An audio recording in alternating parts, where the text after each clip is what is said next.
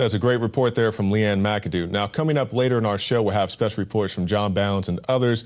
But first, to focus on this report that Leanne just gave us, that is a perfect example of why I don't just recite the press release, because you guys understand that when you go out to these events, whether it's a riot or anything that may be somewhat controversial, you have many initial reports, right? They'll send out the information that they have on hand at the time. That information changes, which is understandable. You get new sources, you get new information, videos are released, and so on and so forth. But then comes the almighty press release. The press release that says that we didn't shoot tear gas at the journalists that were disassembling their equipment, and you're a conspiracy theorist if you say otherwise. And then I just happened to be there that day and had my own footage of it.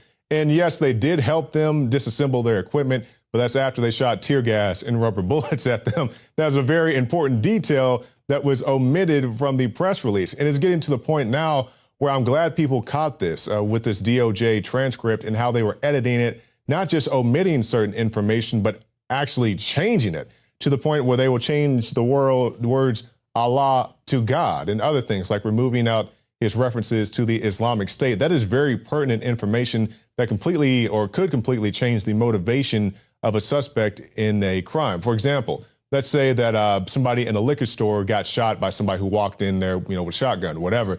Now, a lot of people may assume that this was a liquor store robbery gone bad, but let's say the guys had some personal information, they had a personal interaction, a history, and he got shot because he did the guy some wrong or he felt wronged by the gentleman. That completely changes the dynamic of the liquor store shooting. It wasn't just a robbery, it was some type of revenge scheme or other things like that. And that's the same thing we see with this Orlando shooter. They want to remove certain aspects of it that really show his true motivations. Now, to an extent, I can understand why they want to do this. They don't want to give any credence to these ISIS supporters, these people with this very extremist ideology that says you can go and, someplace and kill people if you disagree with their points of view. I can understand that to an extent, but at the same time, I think you are really doing the people who died there a disservice if you don't show the person's true motivations for why he did the killing in the first place.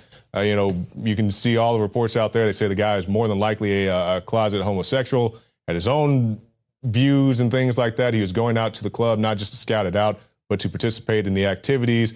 Also, he did say that he was doing this for ISIS, for the Islamic State.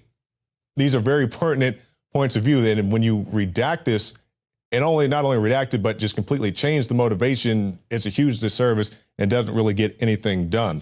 So I'm very glad that the DOJ decided to reverse this decision. But once again, people had to hold their feet to the fire for this to happen. Had people just not paid attention to it and they went on and, just talk about Cleveland winning the championship last night, this could have got swept under the rug. And a year from now, people would be going back to the archives and like, hey, didn't he say that he did this for Allah and he did this for the Islamic State? But, luckily people happen to be paying attention to this on this day.